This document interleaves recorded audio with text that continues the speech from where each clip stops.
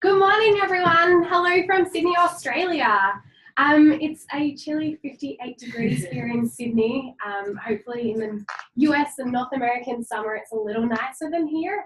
I'm Leanne Allen. I'm the Regional Manager for North America. I'm sure I've come across many of you at different stages during your application process. I also have with me Callie. Introduce yourself. Hi, I'm Callie. I'm actually a current student here at Macquarie from the US. And I'm Pauline, and I look after all the student mobility here at Macquarie, working at the international office. We look forward to have you on campus very soon. I think it's about 7 weeks for a lot of you, so it must be very exciting. Can we just check that everyone can hear us okay? Yeah, we're all good. Awesome. So for the next 30 minutes, we thought we'd make this as informal as we can, just give you some information about coming to campus and what your first couple of days and weeks will look like while you're on campus. So feel free to write some questions down. We'll be able to see them on the screens. We'll answer as we go. And hopefully, yeah, you learn a lot from this session and have your questions answered and you're ready to roll in a couple of weeks on your way to Australia. So today we're going to cover generally like coming to Australia, arriving at the university, and then what life is like as a student. So in terms of traveling to Australia, I assume most of you have got your flights already. If you have any questions about that, let us know. But generally speaking, I suspect many of you will probably coming in from Vancouver, Los Angeles, San Francisco, or Dallas. For all you guys on the Dallas flight, good luck. I've just done it. It is a long way. I think my main advice would be go to sleep whenever the airlines turn off the lights because they're trying to get you adapted to the new time zone. So if you can stick to that, you should be pretty good. Any long distance tips from you ladies? Walk during the flight. Don't stay seated all of the flight. Just walk, get, uncomfortable. Drink a lot of water. I think that's the best thing as well. And don't build it up in your head. It's not as hard as excellent. Yeah. I think I slept most of the way from Dallas, so I did not take Pauline's advice. I recommend. Maybe I'm getting old. So we definitely think preparation is key for when you're coming to Australia. So hopefully all of you have got your passports. They're all updated. They have at least 2 pages left. Blank in the passport, as in you don't have any stamps in it. And it has 6 months to go after you plan to return from Australia. So students staying for 3 years or 4 years for your bachelor's degree, you need to have at least probably 5 years left on your passport is the best idea. In terms of the visa, I think most of you do have your visas now. If not, you still do have some time. Luckily for North Americans, it is quite straightforward to get your visas. One lucky student this year submitted the visa, she refreshed her emails, and it was already there. Don't stress too much if that wasn't you though. It can take up to 28 days and you've still got plenty of time, so no stress there at all. Hopefully, because you've all got your visas, assume you all have your COEs, all good. If not, let us know and we can sort of help you out from there. Your health insurance, because you've accepted you've got that essentially covers you from the moment you get on the plane in America until you return after the duration of your studies abroad. Plane tickets, pretty simple. Border Patrol, so that's essentially the Australian side, which is quite easy, especially compared to entering the America, if I dare say so myself. You should have a smart passport, so it's a little symbol at the bottom of your passport, and that means you can actually use a computer to put your passport in, answer a couple of questions, have your photo taken, and you're out of the system. It's pretty straightforward. You guys find you generally out really quickly? Yeah. I normally get asked more questions going into the US than going to Australia. Welcome to Australia. I definitely recommend that you print out all your documents as well. So print your plane tickets, print your visa. You won't have any document actually in your passport, but I think if you print your offer letter and that email that you got from the Department of Immigration and have all that with you on the airplane as well, just in case there's any issues as you enter Australia, you should be good to go with those documents as well. So airport pickup, Callie. Yeah, so one really great resource is the airport pickup we have here at Macquarie. So as long as you book about 5 days in advance, a Macquarie staff member or someone will come and pick you up from the airport. And that includes any of your family members as well. So if you're coming with your parents or with your sister or brother, whatever, you can all get taken from the airport, and that's to any accommodation as well. So not just on campus. If you're living off campus, you can go to your off-campus accommodation as well. Even a hotel in the city? Yeah. Wow, there you go. There you go. And once you book that, I think you'll all get a phone number of the driver who will be picking you up. So just in case there's any issues of trying to find your driver, you'll be able to give them a call. And there's also a 24-hour phone number that you can call if there are any issues after that. But I think they will be standing there with your name as you exit immigration. So. And during orientation week, it's even a bit more clear. There'll be a Macquarie sign and shirts, and you'll see it. Should be really straightforward. Yeah, really clear. And a nice welcome to Australia as well. So I've sort of spoke a bit about what will happen at the airport. In terms of what you should bring with you as well, a big thing to think about is the voltage and power. Bring adapters with you because your North American PowerPoint thing plug won't fit into that system, as I just made the mistake of. And rule number 1 to remember is in Australia, weirdly, we have switch, that's the word, to turn the power on or off. And that really surprised me when I went to America that you guys don't, and now it's weird back in Australia that we do. The fun things of travelling between countries. And the other strange thing made me remember is Australian light switches are opposite to North American ones. Really? Yeah. Goes the other way for some You reason. know. So one tip on the first night, when you plug your phone in, make sure the switch is on. So you need to have a little orange line on top of it. Otherwise, your phone will not get charged overnight. As well with that, we don't recommend that you bring many other products you sort of plug into the walls, so devices. So like hair dryers and straighteners and curling irons, leave them at home. You may have the issue that you blow them up here. You really Probably can't not buy ideal. things. So definitely just leave that at home and then buy them once you're here.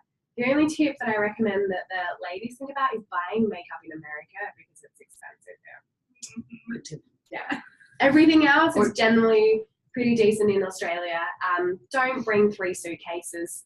Bring your bare minimums and stuff that you really want to have over your experience in Australia.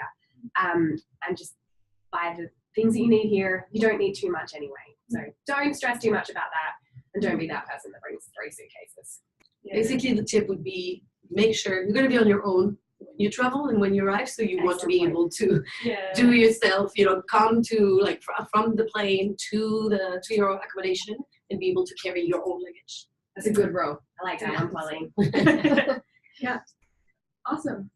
So next we'll just talk about accommodations. Has everyone got accommodation? Yeah. Thinking yes. Yep. Thinking yes. If you haven't, there might still be a few on-campus options that are available to you, but I would look into those as soon as possible. Otherwise, of course, you're able to live off campus if you'd like as well. There's some links you can follow if you're going to be looking for off-campus accommodation. Just a good place to start. Yeah. I think the big flatmate.com is a very big website here. It works really well, and you can really put your budget. You can really find it easily depending on budget, as you may have seen per week here. So that's if you get a bit overwhelmed at first, it's per week. So flatmate.com and Gumtree are really good websites that a lot of students are using. Gumtree is also very good for anything. Literally, if you want to buy a bike, $50 bike, you can have a look. There's a lot going on. So it's basically your Craigslist. Yeah, that's it, pretty much. So that's really a good website to remember. Cool.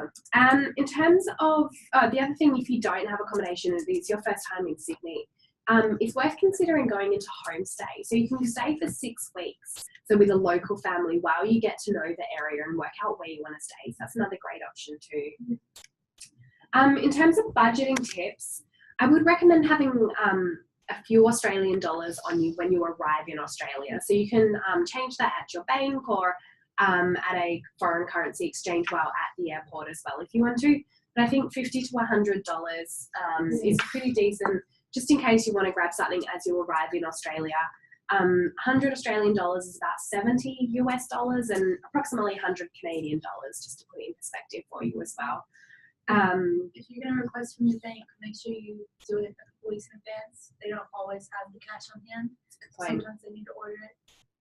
So just make sure you get on that pretty quickly.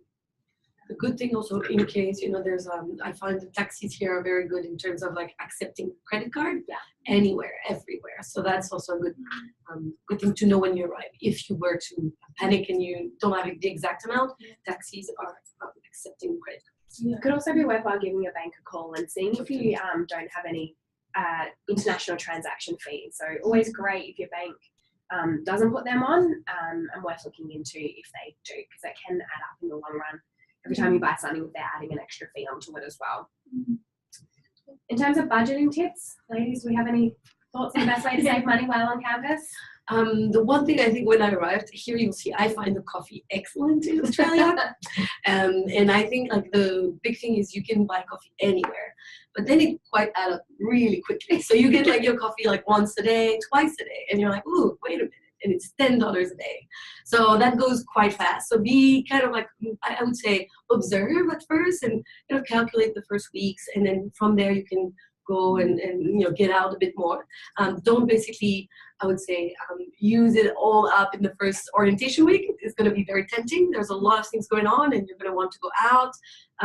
Going out is quite, a budget here.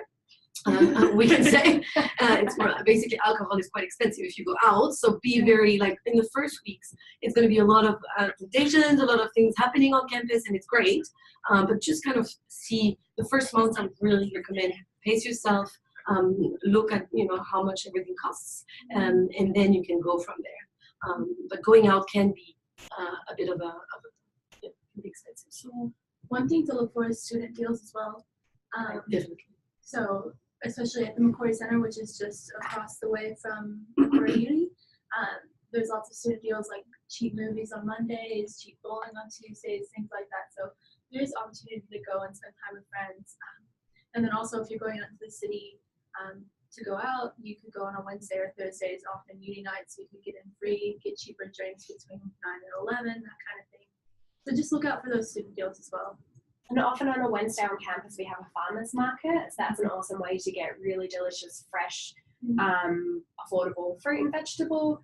And at the shopping centre across the road, there's a huge food court, and about 3 or 4 o'clock, a lot of the food goes half price. So that's an excellent way to save some money there as well. And there's also some good, like in terms of supermarkets, you have like the main ones, Woolworths and Coles, but you also have Aldi that are discounted. So there's a lot of options out there for students. So you'll find your way quite quickly. And as Pauline's first comment on coffee, you'll soon realise Australians love our coffee. An interesting fact for you is Starbucks actually tried to open in Australia. I think it opened about 200 stores, and within 6 months, only 4 were left open. You've been to the Macquarie Center. I haven't. Did I have Starbucks? They're opening one in Oh, July. gosh. Okay. We'll see how long it lasts. But you should like try out all the delicious, like any little coffee shops. Realistically, they're so much better than Starbucks. Unless you want, your frappuccino. Then. We could go on all day about coffee, but you can come and learn for yourself. In terms of opening banks, especially for the students doing their bachelor's or master's degrees and using financial aid, you will need to open up a bank straight away. So in the first couple of days that you do arrive in Australia, there are 4 major banks that are sort of, in Australia, and you can easily find them, and there's branches everywhere. I think it's the National Australia Bank that has a branch on campus, so that's quite easy to get to. But the Australian ANZ, Westpac and Commonwealth Bank all have branches in the shopping centre as well, and it should be free to open an account. They all, at the end of the day, offer a very similar product, so go with your favourite colour. There's not much of a difference between them all. So yeah, whichever's easiest for you.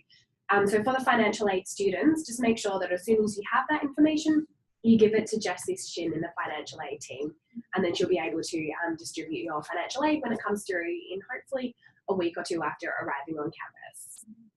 And I think the big plus for all the banks that Leanne has mentioned, all of them have an app. So you can have an app on your phone, and it's very easy to basically kind of see how you go, transfer money if you were, needing to. So it's those banks for that are really well. I think the apps are really good. Definitely. Well, And there's no popular money transfer app in general. Yeah, Venmo is not an equivalent. Yeah, it's not a thing. So it's important to get those apps because you'll need to pay back friends and stuff like that. In terms of bringing money from the US or Canada, there's a lot of different ways you can do it. I personally use TransferWise, which is super easy. You can lock in your exchange rate, which, by the way, is really good at the moment for sending money to Australia.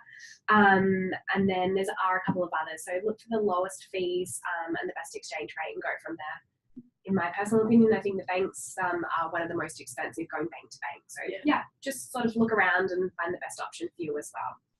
The telephones, Kelly? Yeah, so basically you'll need to make sure your cell phone is unlocked from the plan if you're in a plan at home before you come here and try and get a new plan in Australia. I had a very traumatic experience that my cell phone was not unlocked when I got here, and like $300 later I could get a new plan because I just buy out of one. It was awful. Yeah, so there's a couple of options. Telstra, Optus, Vodafone. I'd say Telstra is kind of like the AT&T of Australia. There's kind of the most coverage overall, but you can definitely look around. Sometimes you can get student deals again on your phone plan. So it's basically up to you to kind of decide which has the best plan at the time. And I think for all the study abroad students that are with us and are coming for 6 months, definitely there's a lot of prepaid options also that work really well. So if I were you, just get in touch with your, go to your phone company, check if your phone is unlocked, and basically from there either, and a lot of iPhones are now, not all, but a lot of them, so you can kind of add a SIM card that is for a prepaid plan. I think it's easier for the short term. Definitely. Cool. Orientation, the fun stuff. Yay. All right. So we're going to talk about fun, but also enrollment. So we're hoping that that is not that fun. No, it is important. It is normally right now, you should all have received emails telling you that enrollment is now open. So you should have, if you haven't enrolled yet or if you're having issues, please email Callie. You have her email address on the invitation that you received for this webinar. So that we can help you out. Is there, if there's an issue with your passwords or getting stuff done. Otherwise, literally, there's a really good tutorial online that you can use, and it's really well. It goes step by step on how to basically enroll on the student portal. Yeah. Any tip that you may have, Kelly, as a student? One thing, if you're missing any of the tabs that they tell you in the videos, be sure to email us so we can kind of work that out as soon as possible for you. But one thing, just if you can't enroll in a tutorial class or the seminar class you want right now, don't panic. If you're all full, don't panic. They'll open more classes, and then even in the first week, if you have to enroll in one tutorial time you don't want, people will drop out and change tutorials as well. So you can always, keep checking the eStudent to get that tutorial time you want. Exactly. As Kelly's saying, basically there's one lecture, one tutorial per class, per unit. So realistically, if it says it's full for your tutorial, as Kelly mentioned, don't panic, they will open again. Yep. So that's something that you can, during orientation week, once you're here, it's fine. But it's important you enroll no matter what, so that you're in the class. Okay. Especially for American students who know, I'm not going to get this class. If you're going to be able to get in the class. It's not an issue. We don't have impacted classes. Yeah, that's not a thing, as they say. For some of the bachelor's and master's students who can't enroll at the moment, it may be because we don't have your final transcripts. So don't be concerned if for some reason your enrollment's read-only or you can't click on particular buttons. There's probably a reason behind that, like we haven't finalised your application. Like the girl said, it's okay. You won't miss out on any classes. So the university continually opens up more classes as students need to enroll. So no stress there at all. And for the study abroad students, if there's any waivers that you're waiting on, to basically prerequisite that you need to have approved to get into a 200 or 300 level class, let us know if there's an issue there. Normally everything should be fine, but it's the same. Have more classes pre-approved in case you decide to change your mind during the first week, because you will have a little bit of time to add drop. So that's more, I guess a smart move to have a few additional classes in case you decide to change. All right, any question at this point? Feel free to fire, shout. We'll be happy to answer. Now, going into the orientation week. So right now, it will be like a perfect week. So you'll see everybody here says all week. That's orientation week. So basically it starts on the 23rd, and we'll go into more details about the dates right after. But from the Monday to the Friday, there will be basically it will be a lot of action on campus, a lot of basically international welcome sessions, faculty sessions. All the student government and clubs are out there on the main avenue in the university. So it will be a great way for you to mingle, get to know people, and so realistically, be there, be active. It's going to be upon you to make it like your orientation week. It's like a lot of things happening. So it'd be a shame to miss out. So it'll be the best way to meet new friends, obviously a lot of international students, but also branch out to all the domestic students that are also here during the week. You'll see that there's a lot of great I would say programs. One is the mentor program, so that's really a great way for you to get adjusted to the academic system here. They're basically here to help you out, understand the methodology of the university here. So that's a great way for you to kind of get that sorted. But in there's also an association with the buddies. So it's a bit more of a social program to get to know the city, know what's going on, and get out there. So I would highly encourage, I think all of us talking here, highly encourage you to join an association. There's so many of them, so many really like different like that. It can be social, sports. So really join a club, join a society. Make sure upon arrival that you activate all your accounts. We have so many students that are like, the first weeks are made for this. Ask all the questions you need, attend the sessions, and activate all your accounts. And if there's an issue at any point, that's the weeks that you really need to raise your hand and say that if it's not working. So we that's can like your emails, all the student portal, like if you have the Wi-Fi on campus. So you'll have a bunch of logins. So you really need to make sure the first week that it's working. All right. And obviously schedule your study plan. So I know like it's very tempting to right now when you're enrolling, make sure, obviously everyone wants to have like, Mondays or Fridays free to travel. Yes, it is, but realistically, you may not be able to. So, we'll help you, we'll do the best we can to assist. But try to do that now so that you're not stuck during a week to change everything then. All right. So you'll see during the orientation week, you'll be able to have like campus tours as well. So it will help you, learn how to navigate the campus. The one great thing that we have at Macquarie is we have a big student basically center that is called News, and it's basically a one-stop shop where you can basically go for any questions you have. So it's Student Connect, anything related to enrollment, your ID, but also career services, accommodation office. The study abroad team is also there once a week. So it's a great way for you to just like whenever you have a question during orientation week, this will be your spot, because it's a really good spot to be at if you have any questions. And there's also all the contact details on the slides right there. And obviously for those who need, there's a really great campus well-being.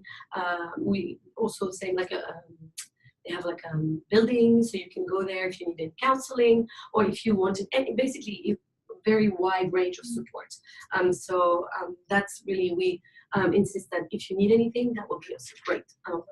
And it's 24 hours, 7 days a week support. So anything that comes up, you're more than welcome to contact them and they'll help you out. Yeah.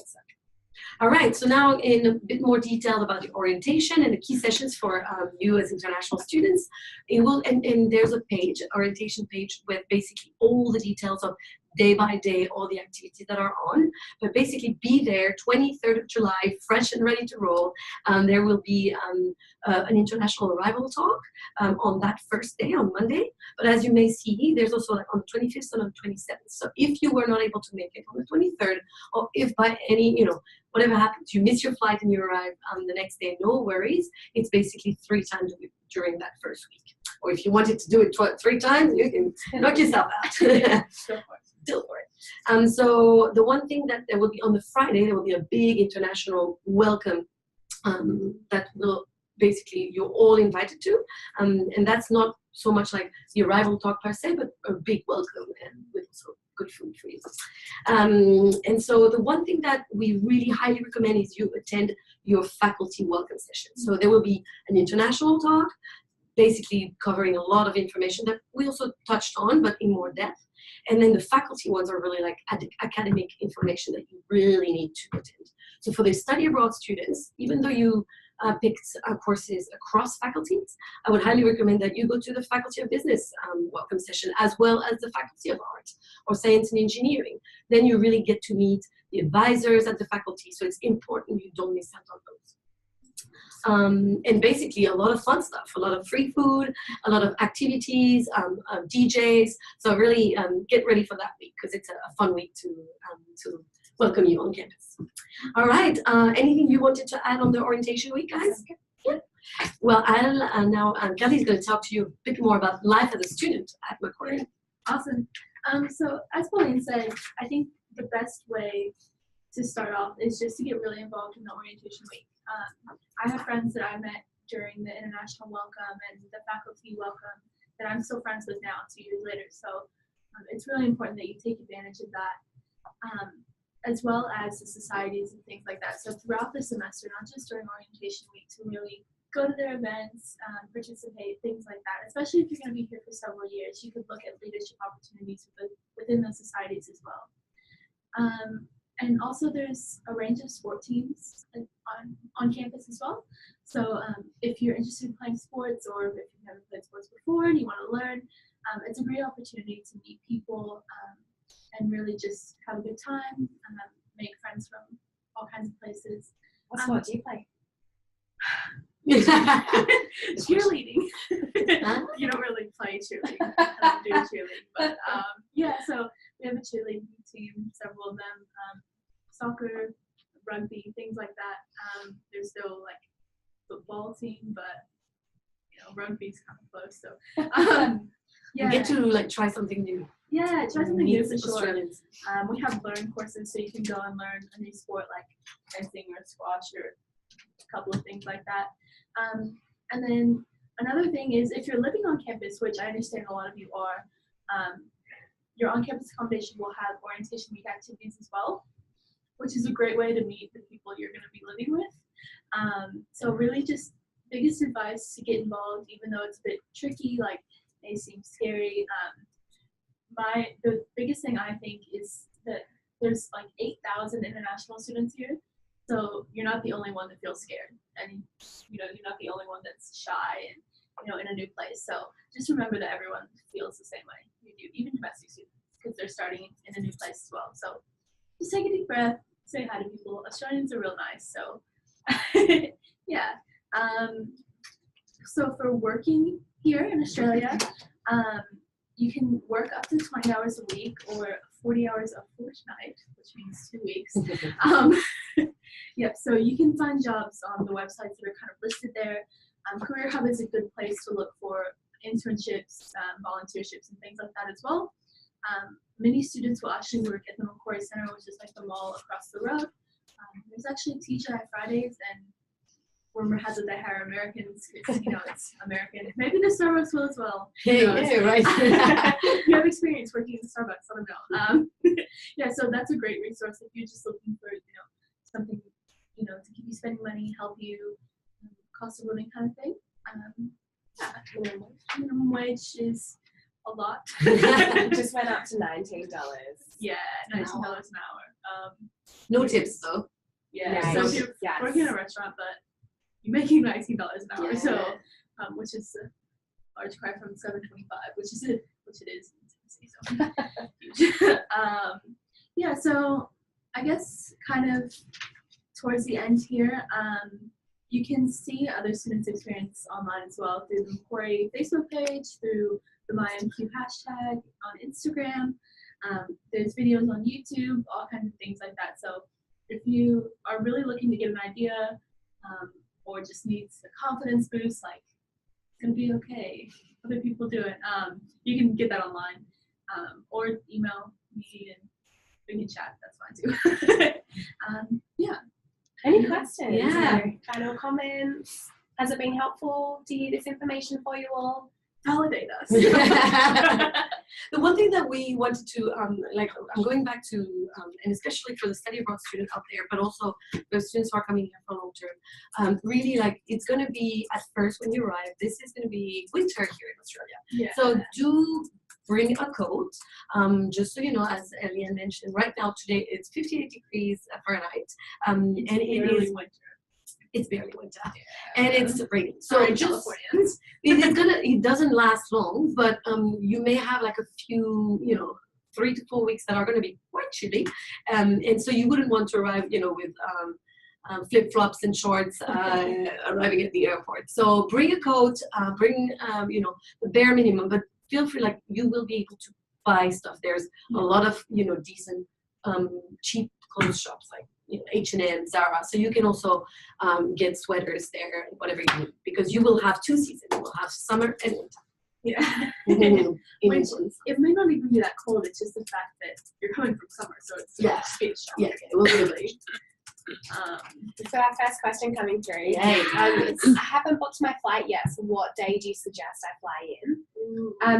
I think seeing the orientation week, guys, if I really, you want to get adjusted, you don't want to be completely jet lagged on day one, I would highly recommend you book your flight to arrive on the Saturday. Yeah. I think Saturday you have time to adjust, and then Sunday you can do your maybe grocery shopping, get whatever, see the campus, and then you're ready to roll on Monday morning, because everything starts around 9 a.m. on Monday morning. And you don't want to be too overwhelmed. If something happens, your flight gets delayed, you don't want to be arriving, Monday morning. That's not the position you want to be in. So definitely, and remember that if you arrive Saturday, you don't have to leave like Thursday. So second question.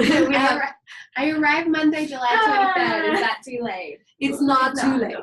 No. So as we also mentioned if you look at the orientation week schedule, you'll see that there's obviously the Monday is good because it's the first day, so a lot of students are attending the international welcome session, but there are, as we said, 3 times that first week. So you can attend that one on the 25th, which is the Wednesday, and then basically right on, so that you can be on campus realistically on Tuesday and get. And all the flights from North America generally arrive between 6 a.m. and 8 a.m. as well.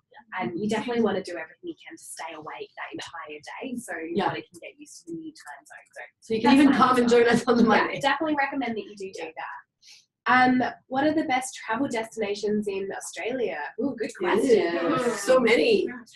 Well, I think there's so much to do on the East Coast, obviously. So if you're into cities, Melbourne is amazing. I think especially in winter, there's a vibe in Melbourne that is quite European, I think. There's a lot of vintage shopping, and it's quite a fun city. But then as soon as if you want to get out and get some sun and really hot weather, basically remember it's like Southern Hemisphere, so you would want to go up north. So Cairns obviously is the great spot if you want to do the Great Barrier Reef, but also Northern Territories. I think a lot of students do not go there, and it's so amazing. It's really like this. It's amazing. It's like really the image that I guess you have of Australia. It's like Uluru, and then you have like beautiful national parks. So I think in the first, especially in the first month, when it's going to be a bit chilly in Sydney, go up north if you want to get some sun.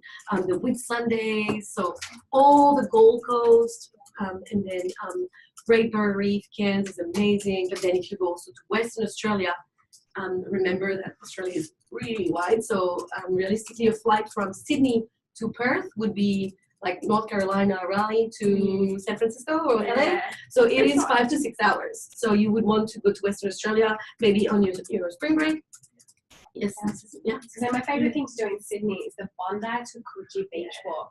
So it's about 3 hours, and you walk across the Sydney coastline, and it's incredible. So make sure you do that in your first couple of weeks on a beautiful winter day in terms of blue skies and sunshine.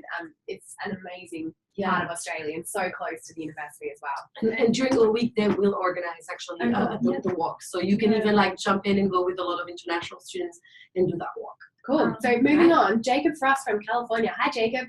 Has given a great tip for students. So he suggested that for those who haven't booked yet, to go to STA Travel, as he got a really good flight for $581 to Sydney. So that's awesome. Wow, I think it's the best flight I've ever seen. But is it return? That's my question. Is it return? Is it return taken? No. Katie says, "Hi ladies, thanks for all the helpful info. Yay, we're glad that's helpful. 3 bike boxes, cool. Wow.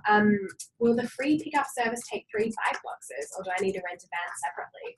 Ooh, oh, that's a good I would question. say let them know Yeah.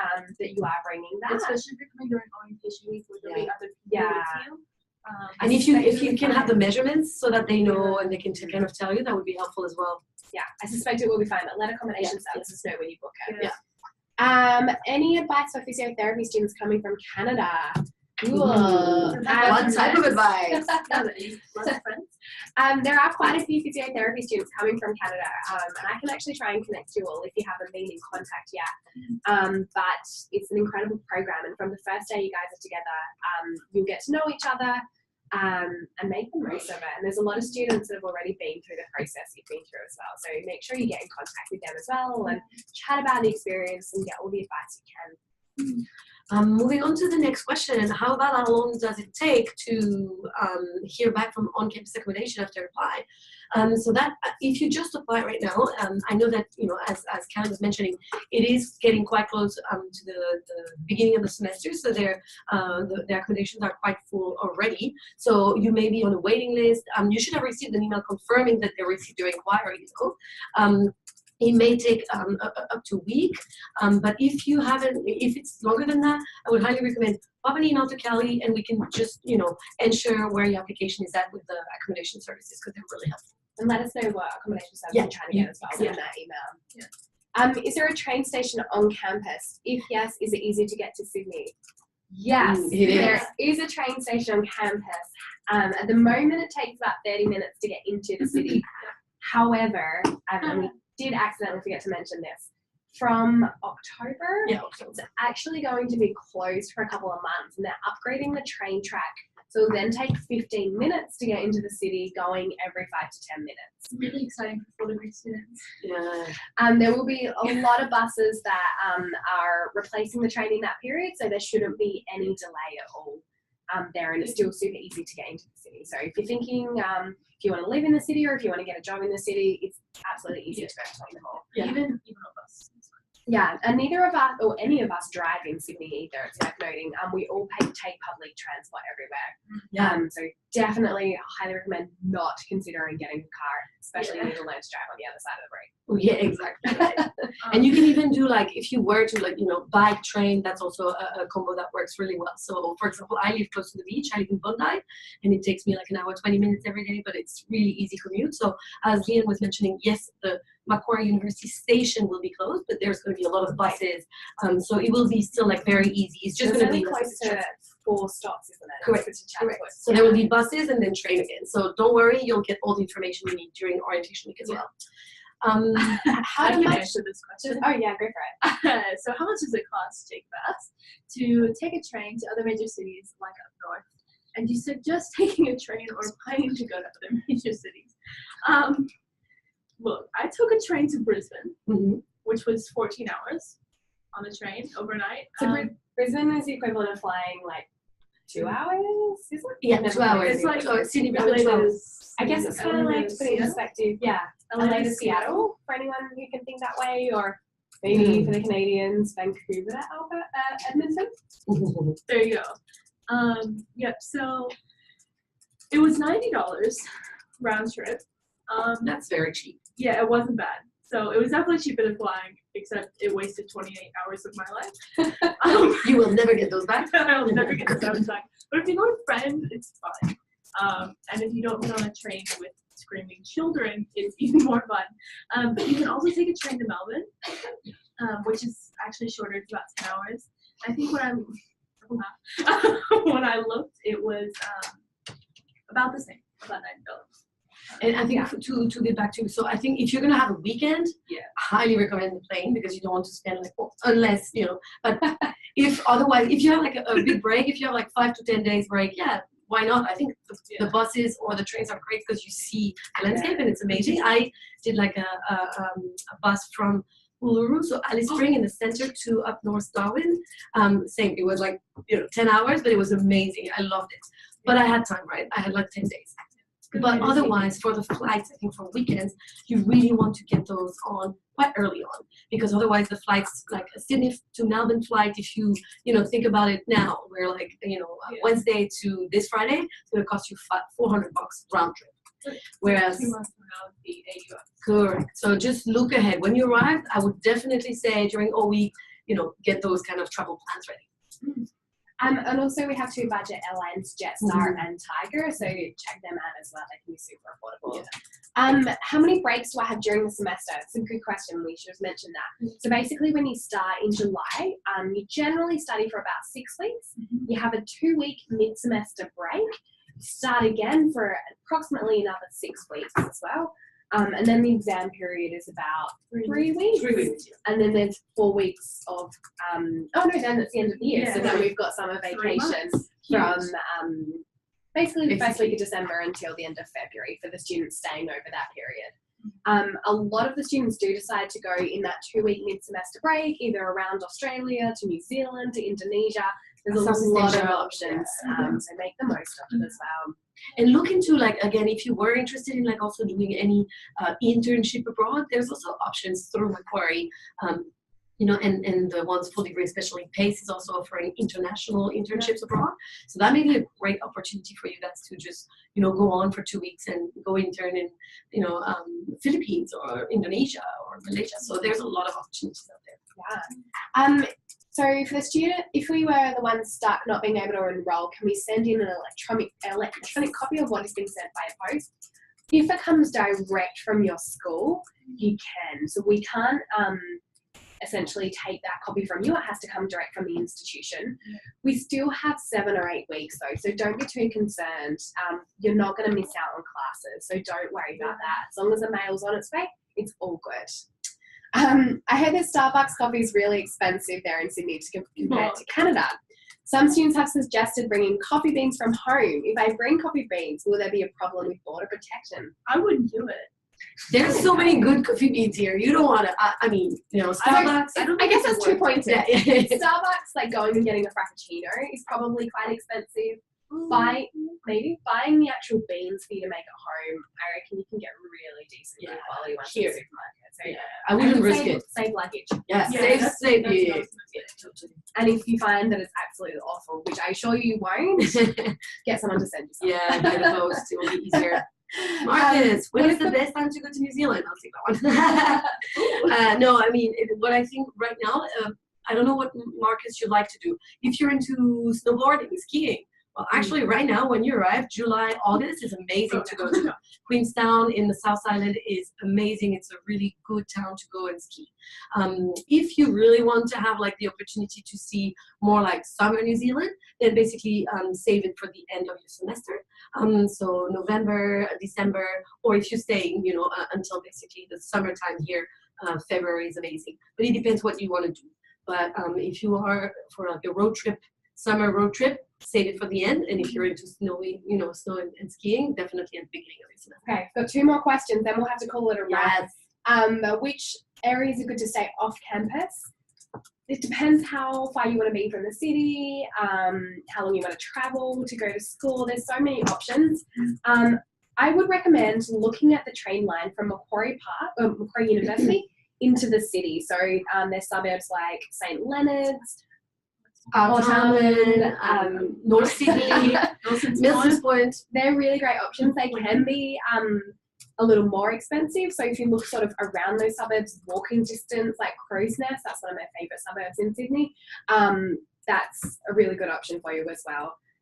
Email Callie and she will also tell you some options around Macquarie that are walking distance or even riding distance, like on your bike to campus too. Yep.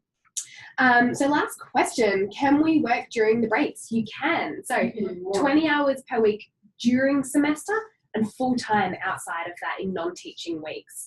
For students staying for a semester, I definitely wouldn't recommend working too much. If at all, students staying long-term, go for it, make the most of the experience. And the one thing, before we wrap up, for the ones who are thinking of basically working, you will need